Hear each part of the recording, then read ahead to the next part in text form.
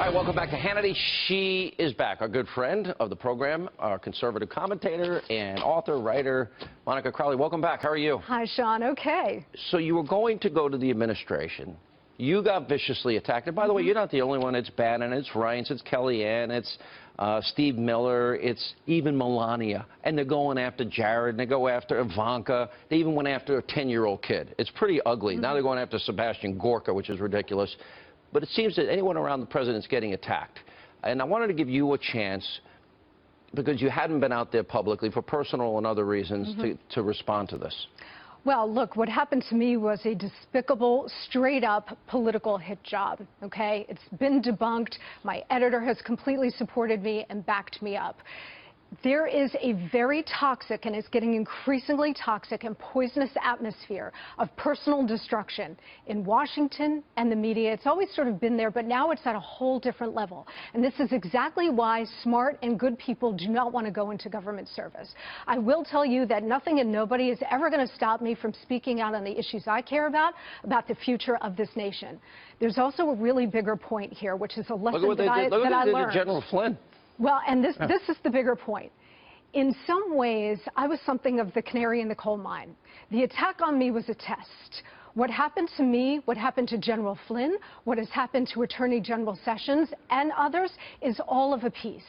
There is a very dangerous and very effective destabilization campaign underway against this president, his administration, and his agenda.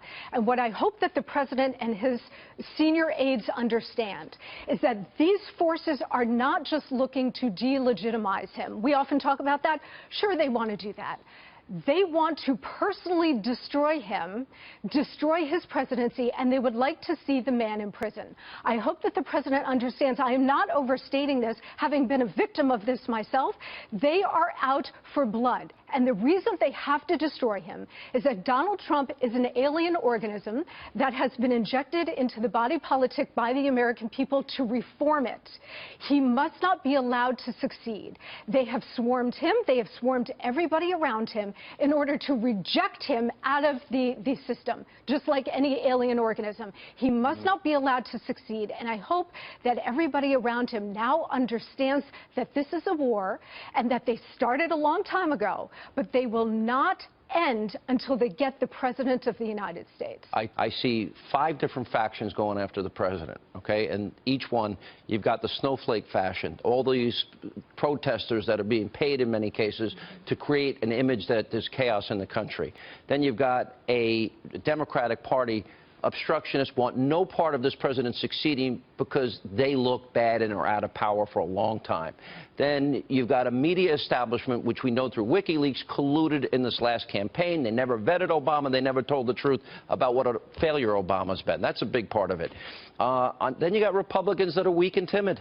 And then the 5th part of it is an intelligence community that is so clearly and obviously, people within it. I have great respect for people in intelligence. But there are those in that community, the swamp, the shadow government that I talk about, the state, if you will, the deep state that we talk about. They're out for blood. And this is 5 significant, powerful establishment forces that are lined up against this president. This is not a game. They want to destroy him, delegitimize him, and get him out if they can. They want him in prison, and this is what we need to understand. So true. David Brock and some of these organizations have already raised tens of millions of dollars for an impeachment process. Then they want jail to the chief. They need to understand that this is a war.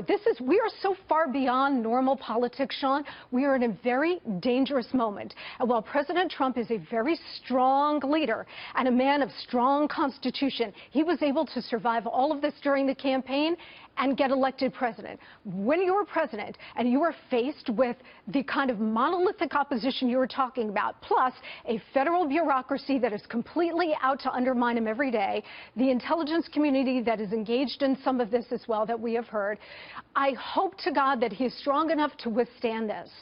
They are out to destroy him because if he succeeds, the country changes for the good, and they must not allow that to happen. Wow, what a strong, powerful admonition. We missed you. Was so sorry about Alan. My best to you and your family. Thank you know so how much, I feel Sean. about all of you.